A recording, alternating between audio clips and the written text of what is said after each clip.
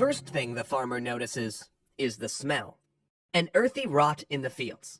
The Irishman walks into his potato field to find the plants turning brown and wilting. He digs up a tuber and finds it slimy like a bar of soap. When he slices it open, brown mucus oozes out. The whole crop is the same. It'll be a hungry year, but he will survive. Because this isn't Ireland in the famine year of 1845. It's the United States 2 years earlier. And this man has no idea how this blight will devastate the country of his birth.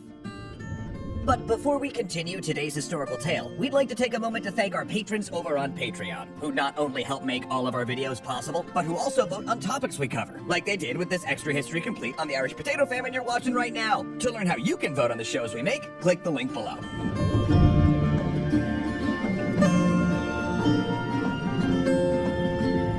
The Irish potato famine ranks as one of Europe's worst agricultural disasters. An event so momentous that it not only defined a generation, it scattered a people to the winds. When the blight arrived in 1845, Ireland had a population of 8.2 million. Within a decade, though, a third of it was gone. Around 1.1 million died from starvation and disease, while 2 million emigrated abroad. Actually, you know what? Strike that. Emigration isn't the right word. It was flight. Plain and simple. An evacuation. During the height of the famine years, when children's mouths were stained green from eating grass, and dogs scavenged graveyards, people brawled on the docks for space aboard the overcrowded vessels. Most didn't even care where the ship was headed, as long as it wasn't Ireland. Yet Ireland was not the only country, or even the first, to experience the blight. The fungus responsible emerged in the United States in 1843, hitching a ride to Europe in cargo holds. Farmers attempting to strengthen European potato strains may have even accidentally imported it when they crossbred their potatoes with American stock. And strengthened by a rainy summer and carried by the wind, the fungus stormed the continent. During the summer of 1845, news of the blight filled European newspapers. Belgium had lost 87% of its potato crop. Flanders, 92%. Holland lost 70%. Germany and France got off relatively light, only losing a fifth of their harvest. Rumors of starvation leaked out of Russia and Poland, while English farmers saw similar devastation. Governments prepared for a season of hunger and instability. The potato, after all, was the staple diet of Europe's emerging industrial working class. This miracle plant, imported from Peru, could produce 2 to 4 times more calories per acre than grain.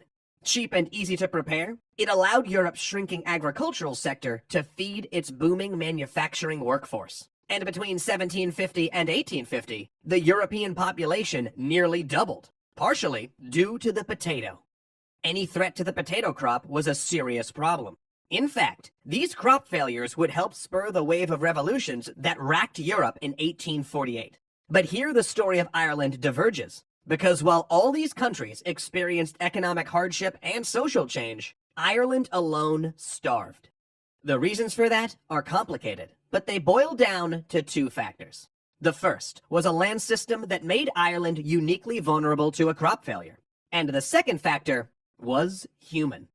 A group of British leaders governing from London who saw the famine relief as a vehicle for reforming the Irish economy and instructing the people's moral character. Throughout the crisis, British policymakers would make economic reform their primary objective, with saving lives as a distant secondary goal. The blight indeed was, as British politicians argued, an act of God, unstoppable and inevitable. The famine, by contrast, was the work of men. But that was still to come.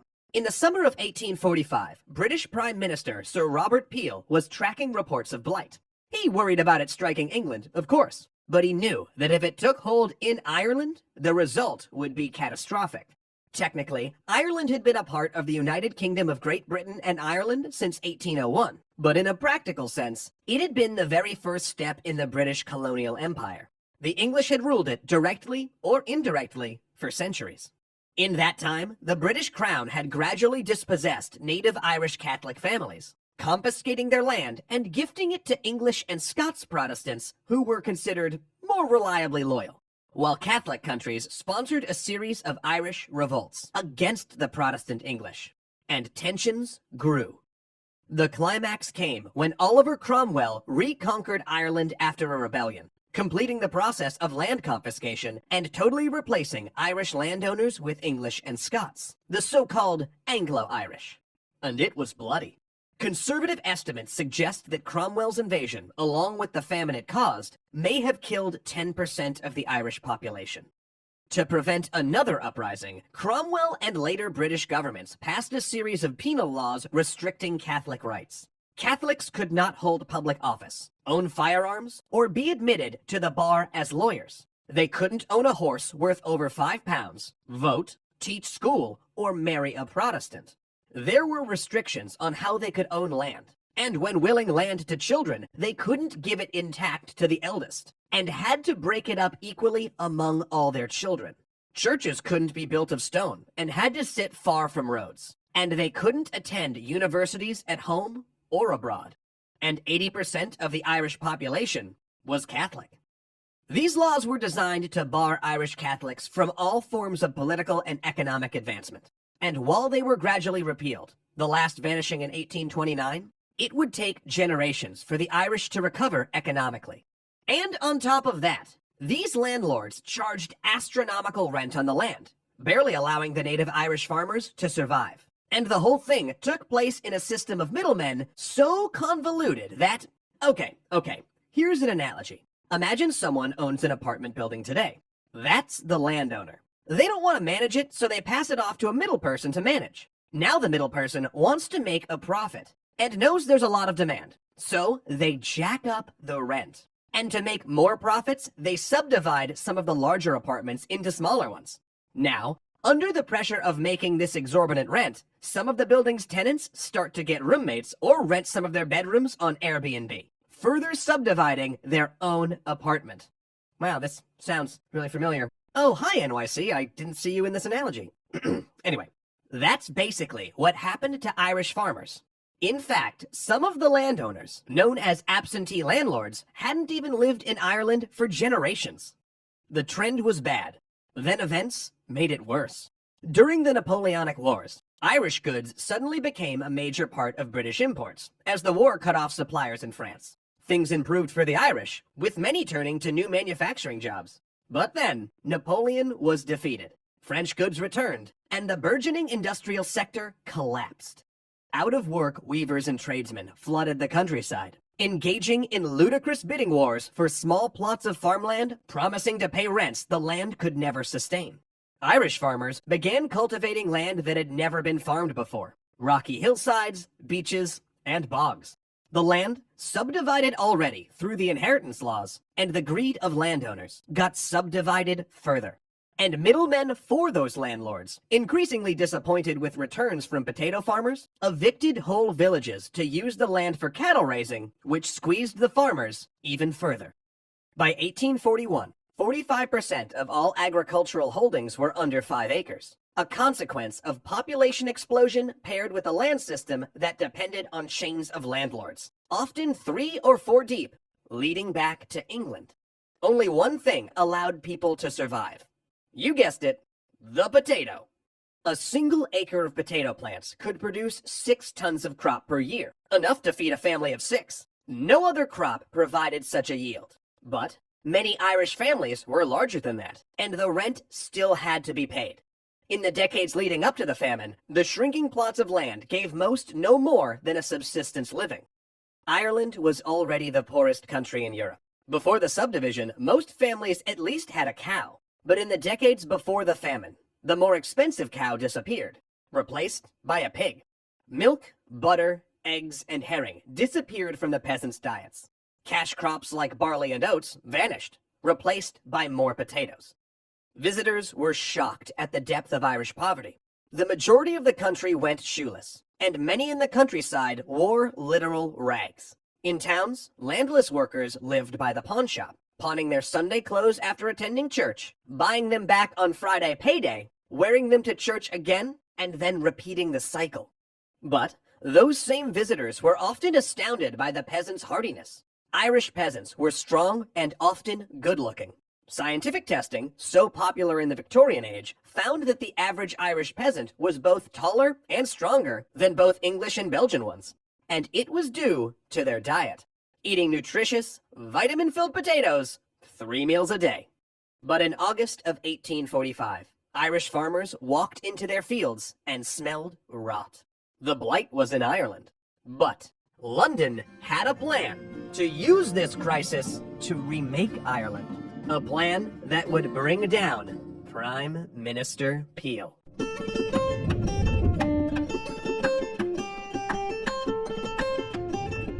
London, September 12th, 1845.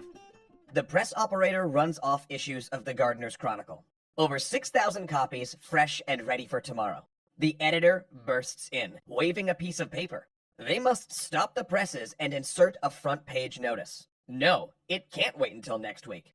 The potato blight has reached Ireland, the notice reads. Crops around Dublin are perishing. It ends with a question.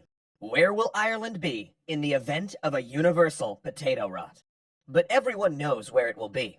In the embrace of hunger. 2 months later, the Gardener's Chronicle was in the minority when it predicted agricultural disaster. Over the past 2 months, the press sent mixed signals. Some said the potato crop was fine. Others that the blight only affected a few counties. So to get a sense of the problem, Prime Minister Robert Peel sent a scientific commission to get solid numbers. Wait, pause the history for just a second. The Prime Minister's name during the potato famine was Peel. No one else thinks that's a little funny? No, I know it's a serious story. Come on, stop looking at me like, fine, you know what, it's fine. I'm sorry. His name's Peel, though. Now, that commission was in the House of Commons, telling Parliament to expect 80% mortality in the potato crop. They'd devised methods for keeping the blight away from harvested potatoes, but these proved ineffective. The news troubled Peel. In the summer, there had been hints of crop loss, but that was nothing new. Irish potatoes were unreliable. There'd been 16 potato failures since 1800, and when crops failed, tenants couldn't pay their rent. When tenants didn't pay, landlords brought police and troops to throw them off their land. That meant riots and retaliatory livestock killings. It would also mean secret societies like the Molly Maguires and White Boys ambushing landlords and middlemen in their carriages. And those previous potato losses were only regional. This was the whole island. Instability worried Peel. A few years before, the Irish Member of Parliament, Daniel O'Connell, who had campaigned successfully against anti-Catholic laws, had set his sights on repealing the Act of Union. O'Connell's outdoor meetings had attracted 500,000 people, and the government had to threaten force to disperse them. Since then, Peel had taken a more conciliatory approach, but famine could upend everything. And the reports were bad. Now that it was November, and the full harvests were coming in, the scope of the problem was becoming clear. Not even harvested potatoes were safe. In Western Ireland, a poor farmer had buried his harvested potatoes in a pit, muttering a prayer at how lucky he'd been. No blight. But a few days later, he opened the pit to check them. Half were totally rotten. Panic struck the whole west of Ireland, where the climate was too wet for grain or oats. I cannot describe in language strong enough, read one account, the frightful and awful alarm of the poor people. May God, in his bountiful mercy, avert such a disastrous calamity. Peel had his faults, but inaction was not one of them. The son of a textile industrialist, he was the first prime minister to come from business rather than the aristocracy. He'd risen through the civil service with sheer hard work and a few big gambles. And he was about to gamble again. Ireland would need food, but Peel would have to walk a fine line. He was a Tory, and his Conservative Party were hardcore trade protectionists, particularly due to support from grain merchants. Whatever he did, it couldn't undercut or upset the grain market. And then there was the opposition, the liberal Whigs. They were similarly hardcore when it came to free trade economics. They hated any government intervention in the market. So in other words, the Tories wouldn't support bringing in foreign grain because it would cut local merchants' profits, and the Whigs would shoot down any intervention on price. Meanwhile, Daniel O'Connell and a Dublin group proposed their own measures. Forbid turning grain into whiskey, bring in foreign grains, institute public works, and stop exporting Irish grain, beef, and oats to England. Neither party Peel knew would stand for that. After all, grain imports were already a sensitive split, as the two parties consistently brawled over the Corn Laws, a series of protectionist measures meant to keep cheap American grain out of the UK. Oh, by the way, in Britain, corn means grain. Got it? Cool.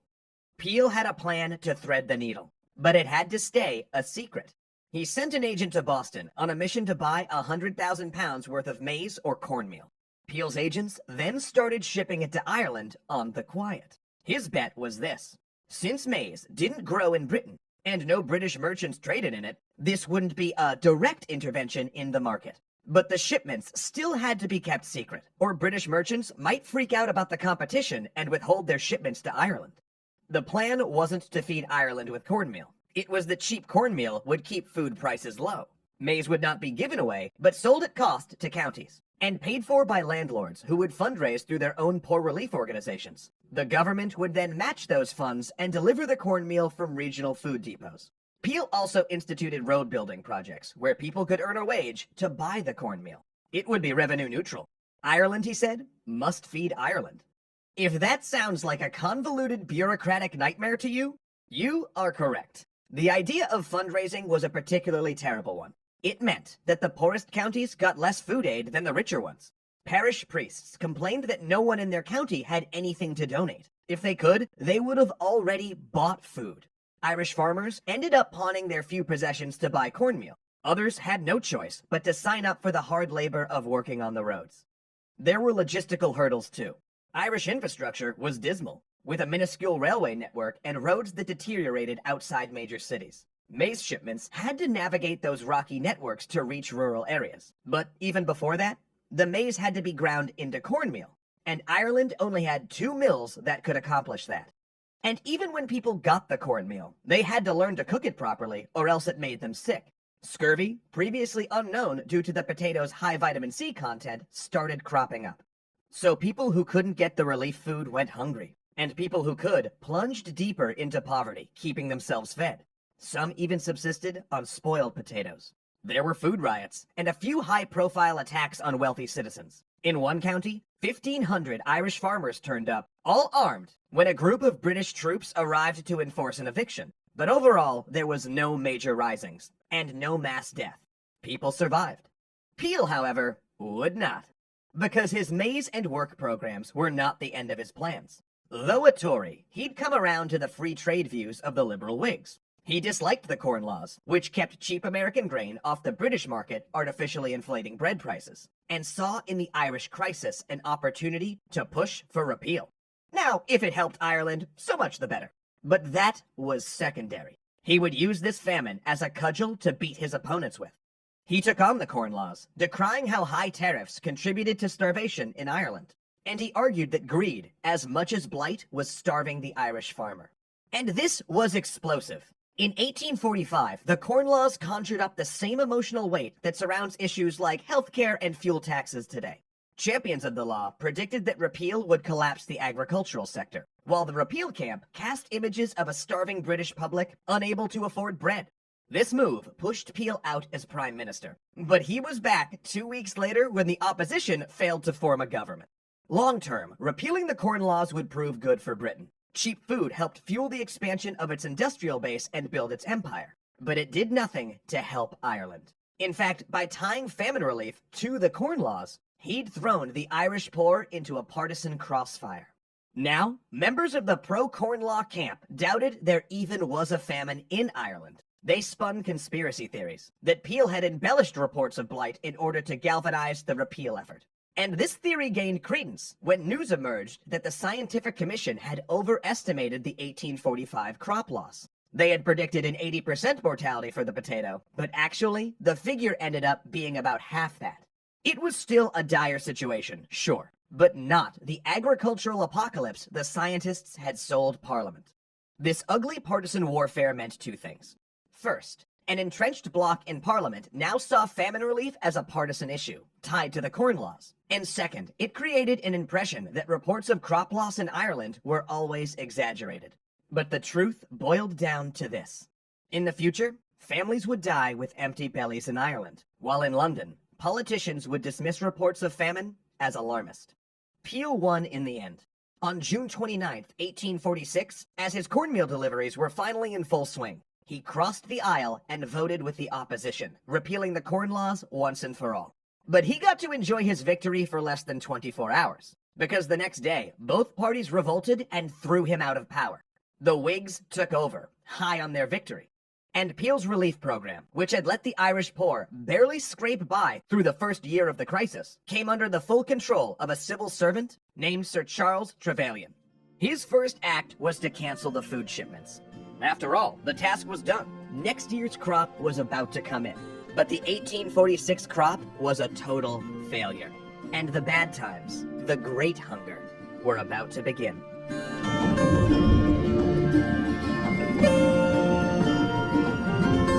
July 1846. Ireland's early summer harvest is starting to come in. Reports of blight circulate, but in the east, summer has been temperate. The hunger might be over. Lightning rends the sky. Water drops like a guillotine. An unhealthy fog blankets the land, and upon seeing it, one fisherman tells a newspaper that it's the wrath of the fairies. I knew it by the signs they were coming. And perhaps he's not far off, because a tiny, malicious organism is riding the rain.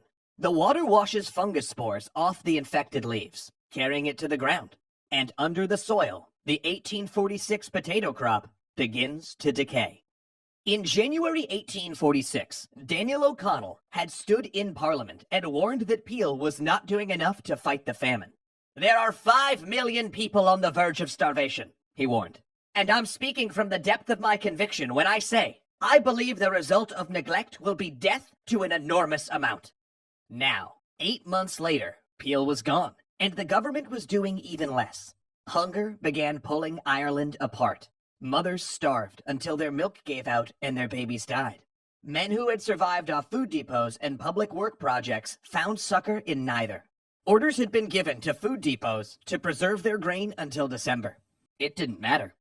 People arrived at the depots on foot, shoeless, having not eaten in days. Depots relented and passed out cornmeal, but their reserves were getting low. Gangs of men carrying shovels marched into market towns demanding work. Food availability was not the problem. Amid the famine, bread sat in shop windows, and Irish merchants exported tons of beef, grain, and oats to England. The government refused to intervene, so, across the island, starving peasants did instead. In County Waterford, an armed militia blocked 2 barges that were transporting Irish grain for export. That done, they moved into the town, beating merchants, stealing bread, and lighting buildings afire. A unit of dragoons ordered them to disperse. When they didn't, the soldiers opened fire. 6 bodies lay in the street. Yet as Ireland reeled towards famine, in London, Sir Charles Trevelyan was retooling his relief plan to be less generous. Trevelyan was a legend in the civil service, incorruptible, pious, and hard-working.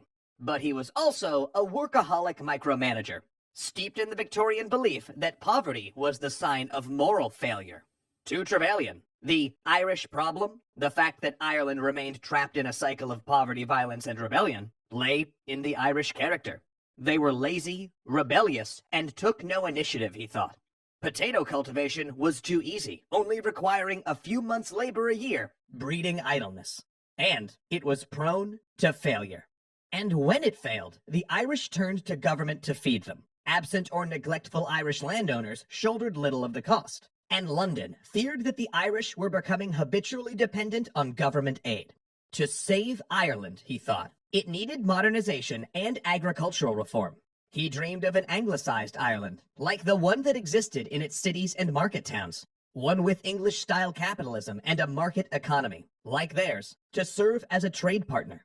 He wanted to sweep out Ireland's communal village life and barter system, replacing it with a workforce that worked for wages rather than potatoes. One where they earned money to buy food. Trevelyan saw this blight not as a disaster, but a God-sent opportunity to remake Irish society. And he was determined to make the most of it, no matter how much suffering he had to inflict. Great guy. In fact, Trevelyan had studied under the economist Thomas Malthus, who argued that when a population outstripped food production, starvation and death was a natural and proper correction. When Malthus put forth the theory, he was thinking of Ireland, and Trevelyan agreed. That belief in Malthusian principles, alongside a commitment to non-intervention in the free market, would plunge Ireland deep into famine. So when Trevelyan rolled out his reformed relief plan, it was no surprise that its primary mission was not to feed the starving, but instead to protect the free market, prevent abuse, and teach economic lessons. When food depots reopened, the poor found that the cornmeal was no longer sold at cost. That, argued Trevelyan, undercut local merchants. Now it was market price. All food depots would close, except those in the West. And Trevelyan insisted that any maize purchased come from British merchants, not American ones. When the public works began again, job seekers discovered their new wages were based on performance rather than a flat daily fee, and even the highest wages couldn't feed a family. The wages themselves were supposedly funded via a tax on Irish landlords, but many landlords had little to spare. And due to multiple levels of bureaucracy, meant to prevent fraud, the road crew's wages often took weeks to arrive. And finally, there would be no intervention in food prices. Laissez-faire economics would rule. High prices, Trevelyan argued, would attract food imports. But, you guessed it, they didn't.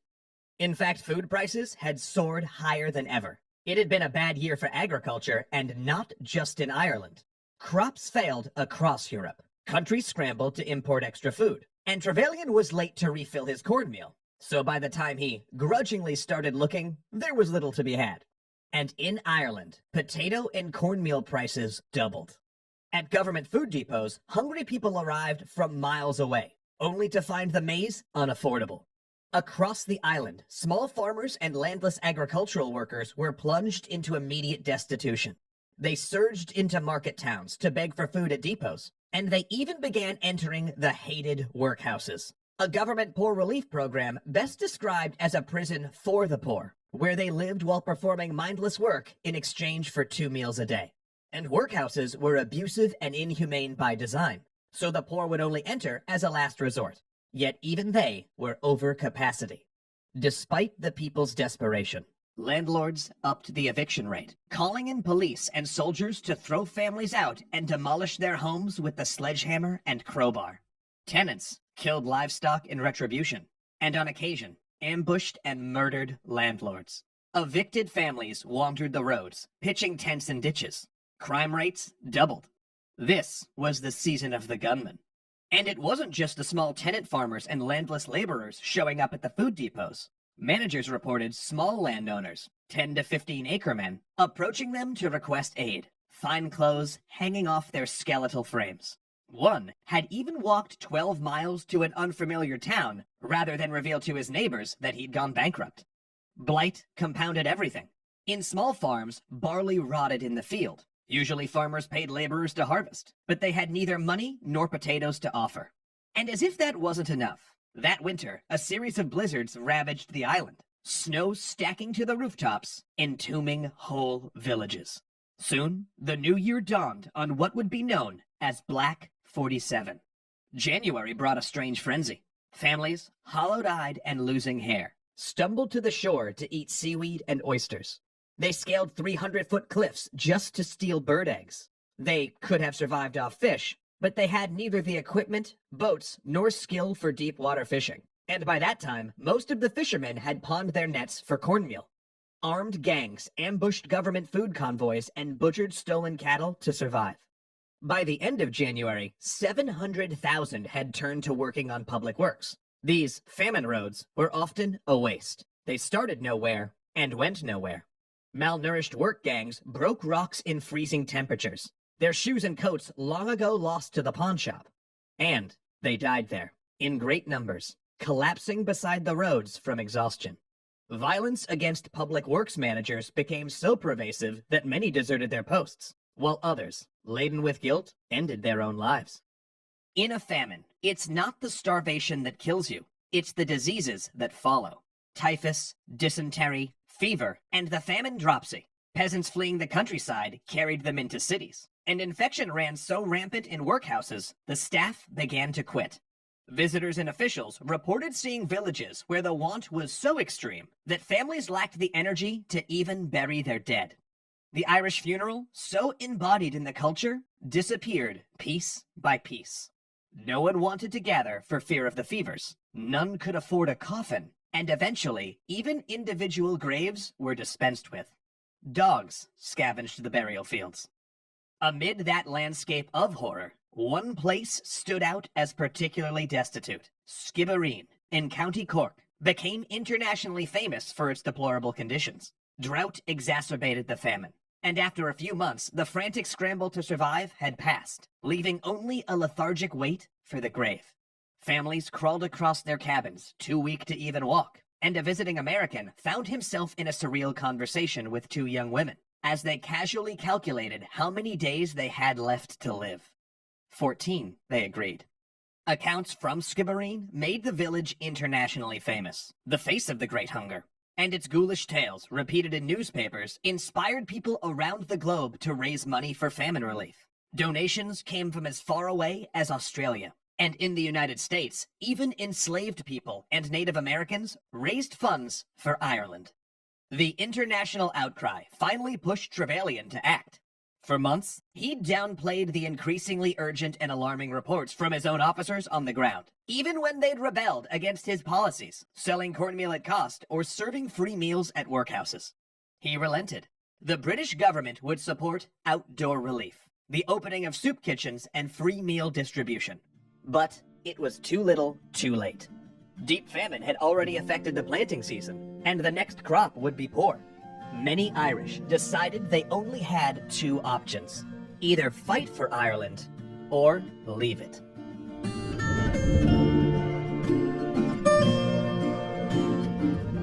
Fiddles and song carry out the door of the house as neighbors slip inside to pay their respects. It's awake. Two sisters, girls the town has known their whole lives, will never more be among them. The neighbors approach the girls, shake their hands, and kiss them. For these girls are still alive, yet by tomorrow they may as well be in their graves. They've saved enough for the Atlantic Passage, and tomorrow will leave the town that until now has made up their whole world. This goodbye party is what's known as an American wake. Their mother cradles them, sobbing, knowing that when they disappear down the bend, she'll never again see them.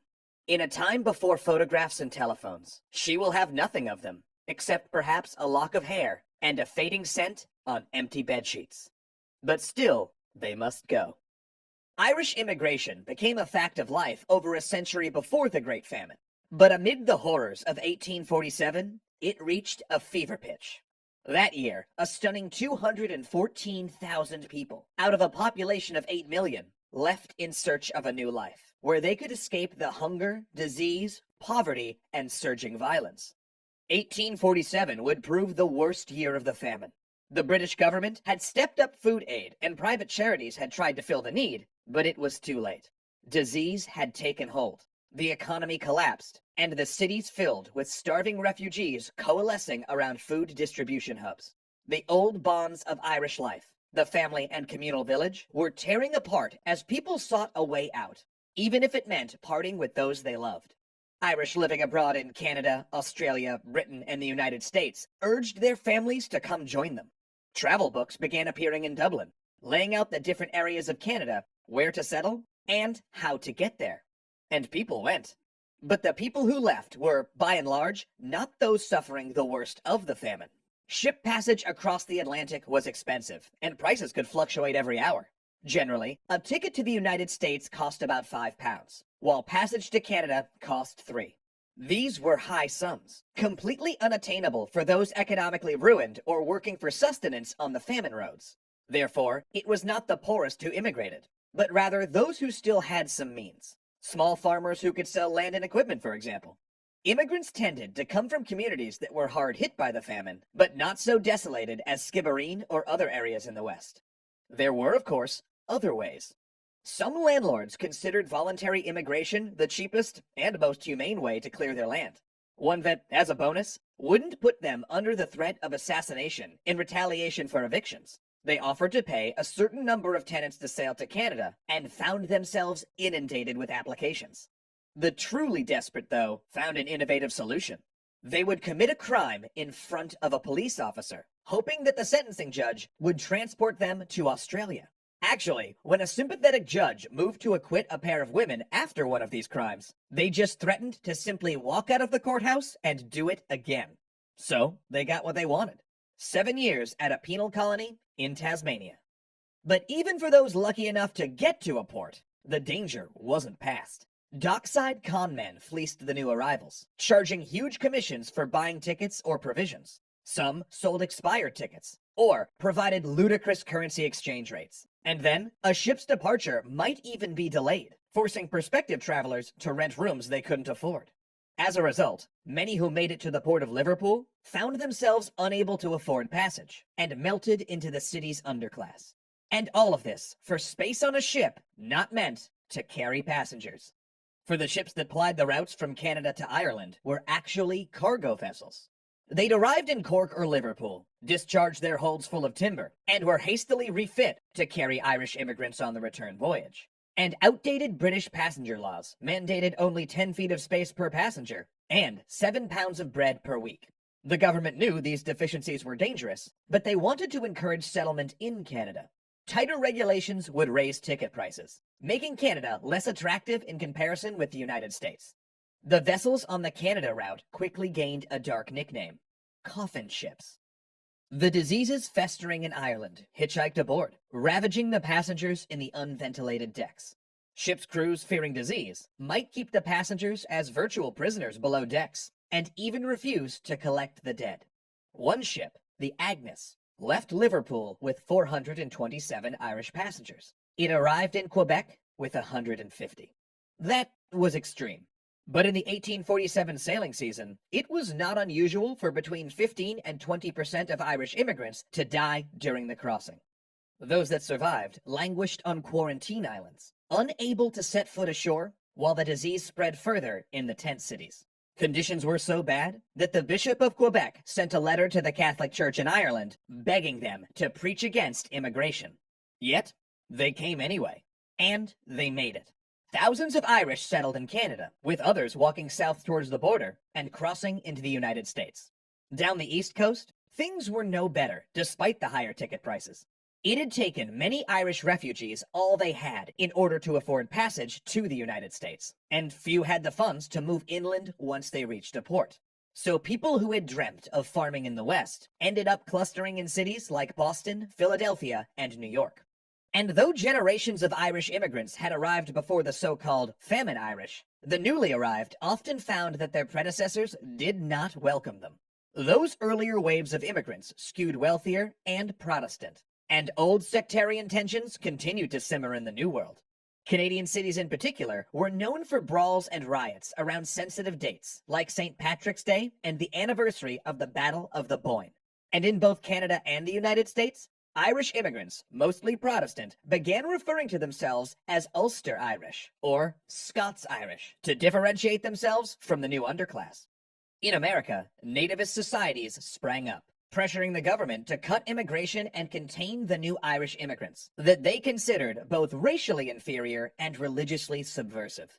A fringe political organization called the American Party, widely known as the Know Nothing movement, arose to oppose immigration. And spinning conspiracy theories about Catholic plots to take over the United States, nativist groups formed criminal gangs like the Bowery Boys that harassed immigrants. Doctors, hard air quotes there, measured the heads and faces of incoming Irish immigrants, using pseudoscience to declare them racially inferior. Newspapers breathlessly reported on the crime, hopelessness, and squalor of New York's largely Irish-American Five Points neighborhood, making it America's most famous slum. And look, the 5 Points was horrible. Stately hotels became crowded tenements, their hall floors sitting uncleaned for so long that trash hardened and became part of the floor.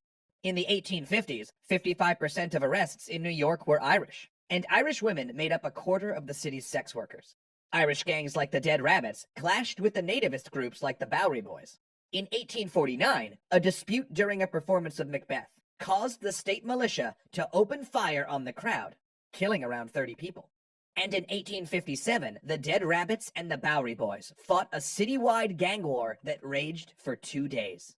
But recently, historians have found another side to the infamous 5 Points. A new study of records at a New York immigrant bank discovered that a sizable number of residents had 6 months to a year's worth of salary saved, a rainy day fund to get them through a crisis.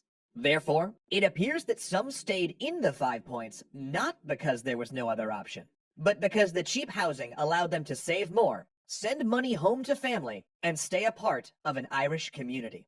And crucially, in New York, the Irish had a champion that would fight for them. John Joseph Hughes had been born in Ulster and found his calling in the church. Not particularly spiritual, but aware of the political power the church wielded, Hughes used his position as bishop, and later Archbishop of New York, to protect Irish immigrants and culture. In New York, Hughes saw a chance to rebuild Irish Catholicism, which was in ruins after centuries of religious oppression at home. And he began using the First Amendment as a cudgel, demolishing architectural laws that forced Catholic churches to look like Protestant ones, and argued against the Protestant King James Bible in schools. He founded Irish Catholic schools and newspapers, and during and after Mass, he ran classes on how to assimilate to American culture. And when he had to, he played rough. In 1844, a nativist rally in Philadelphia turned into a riot, with nativists flooding out to beat immigrants and burn Catholic churches. Shortly afterward, the nativists scheduled a rally in New York. Hughes visited the mayor and delivered a clear message. If one Catholic church was touched, the Irish were prepared to burn New York to the ground. The mayor canceled the rally. Other Irish moved west, into the coal mines of Pennsylvania and the gold fields of California. They worked construction, digging canals and laying railroad tracks, gaining a reputation for doing hard work well, finding their place in these new lands. And they kept coming, because in Ireland, blight had returned. The country they escaped would not see a full potato harvest until 1849.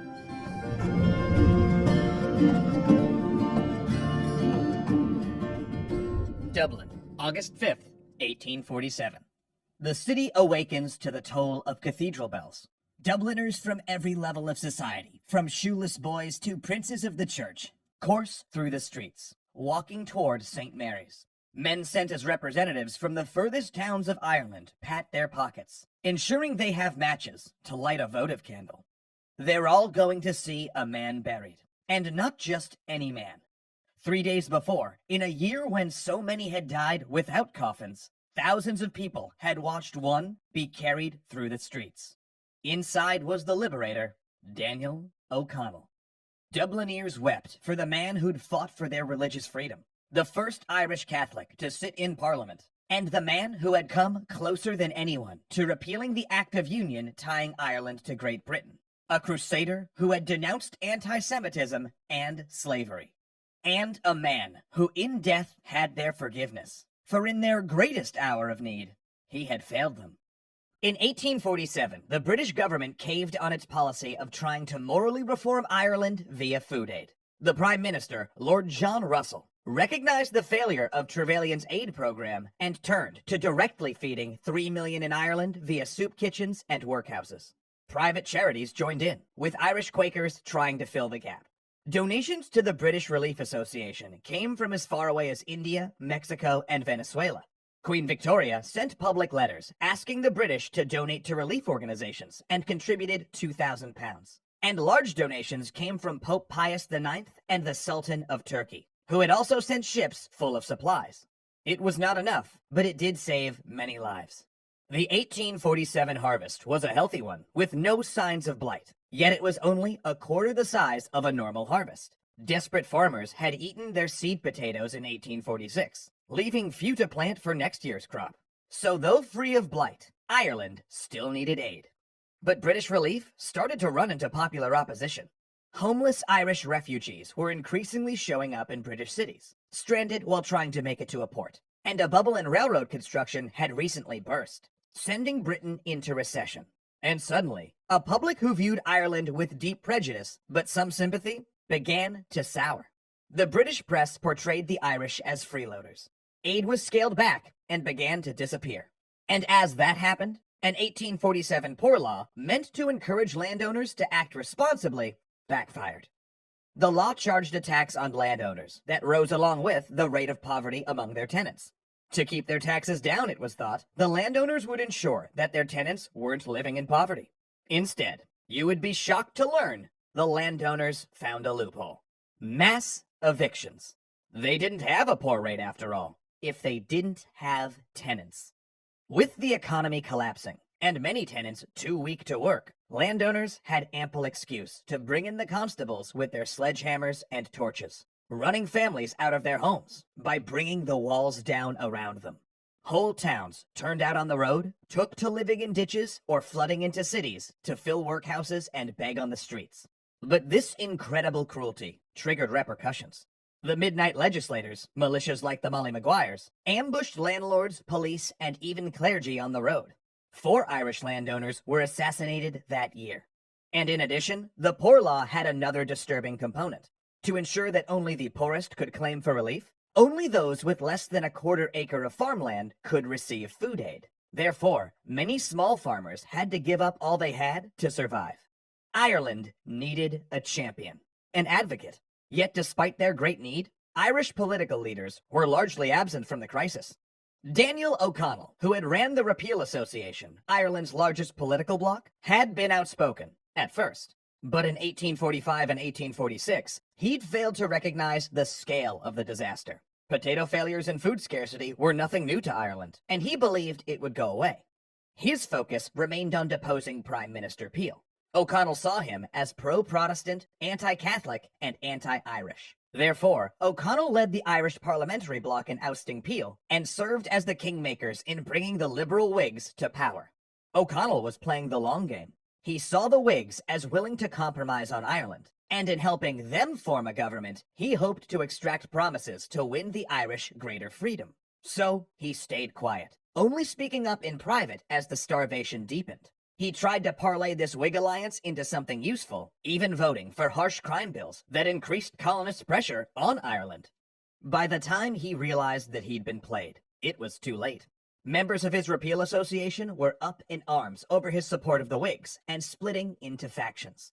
On one side were the Old Irelanders. They followed O'Connell's principles of nonviolence. On the other, the Young Irelanders. While they didn't advocate rebellion, they believed taking it off the table was a strategic mistake. To force concessions out of London, they argued, they had to at least preserve the threat of taking up the gun. So in 1846, O'Connell had finally had enough. Anxious to consolidate his hold over the movement, he forced a crisis in the Repeal Association by calling a vote. To remain part of the association, all members must pledge to forswear violence. The Young Irelanders walked out, splitting Ireland's largest political organization. Over the coming year, Old and Young Ireland were at each other's throats. One Old Irelander, totally adhering to his non-violent roots, set his dogs on a political opponent. And Old Irelanders interrupted Young Ireland meetings, in one instance smashing in the doors with a battering ram. Ireland was experiencing its greatest existential crisis of the 19th century, and its most powerful political organization was wasting its focus on an internecine feud. The results proved tragic for Young Ireland. Unfettered from the moderates in the Repeal Association, they increasingly talked of rebellion. And to their surprise, the wheels of rebellion started to turn faster than they'd thought. An uprising, unthinkable in 1847, started to seem inevitable. Scarcity and political disaffection across Europe boiled over in 1848, kicking off a series of revolutions. The French overthrew their king, Denmark ended in absolute monarchy, Austria abolished serfdom, and the Netherlands instituted democracy. Demonstrations surged through the streets of a dozen major cities, and a heady feeling swept through the Young Irelanders. Might it be possible? They traveled to Paris to view the new government and brought back a new flag. A tricolor like the French one, but with Catholic green and Protestant orange, united by a white field of truce. And things started to happen. When a prominent Young Ireland leader got arrested, a mob broke into jail to save him. Armed men flocked to their cause, and it seemed, for a moment, that the whole nation might rise and throw off the British yoke. But the Young Irelanders had no plan, and the British absolutely did. Soldiers and police scooped up the leaders, imprisoning or transporting them to faraway prison colonies. In fact, the only confrontation was a skirmish so minor, it was known as the Battle of Widow McCormick's Cabbage Patch. The Young Irelander Rebellion failed because its leaders failed to grasp a basic concept. Ireland was too enfeebled by famine and disease to rise, too devoid of hope. And in autumn of 1848, blight returned. It wasn't until the end of 1849 that Ireland saw a healthy harvest. But by that time, at least 1 million people were dead, and up to 2 million immigrated. The Great Famine proved a landmark in the history of Ireland. One of the most famous mass migrations in history, it spread the Irish people and their culture across the globe. Escapees from the Young Ireland Rebellion would flee to the United States and form the Fenian Brotherhood, a revolutionary organization that would carry Irish republicanism back to the homeland. The famine itself permanently marred relations with Great Britain, ensuring that moderates like Daniel O'Connell would never get the same kind of traction. Future revolutionaries called on the memory of Black 47, and it might even be argued that the famine set the island, inexorably, on the path to the Easter Rising. The Ireland that Whigs like Secretary Trevelyan wanted to create, one given over to larger-scale farming, never permanently came to pass. In fact, the failure of Russell's free trade policies proved so total, the Whigs lost power in 1852 and dissolved 7 years later. Ireland, at least, did break its reliance on the potato. 1 million people had died due to prejudiced men writing bad policy. A stark warning of what happens when poor relief becomes a tool for political ideology. Trevelyan, for his part, went on to reform the civil service and serve in India. And in 1848, as Irish women and children died homeless along the road, the Queen knighted Trevelyan for his service to the government. They would later grant him a baronet. Sorry folks, sometimes bad men die in their sleep. But there's another legacy of the famine. Because the Irish remember when they weren't the ones far away and forgotten. Their suffering no more than a line in a newspaper. Today, the Republic of Ireland is a world leader in international food and development aid. In 2018, it provided assistance to over 130 countries, with 80% of its relief efforts going to sub-Saharan Africa. And in 2019, they will spend 817 million euros helping the world's poorest. In a world where 1 in 8 people are malnourished, Ireland has turned its deepest psychological scar into a call to action. And if after hearing this tale you'd like to help them, check out the links in the description below and see how you can. Say, do you have an idea for our next Extra History series? Or maybe just want to support our ability to make historical videos? Then please join our Patreon by clicking here to suggest topics, vote on future shows we make, and help keep the history flowing. And then once you're all signed up, check out our next video here. Thanks so much. Okay, Zoe, I'm gonna say that Angela Valenciana, Arclight Games, Dominic Valenciana, Hunter Z, Joseph Blame, Kuya Coin, Lotus Wolf, and Celiad's Architectures are the best legendary patrons. Relax!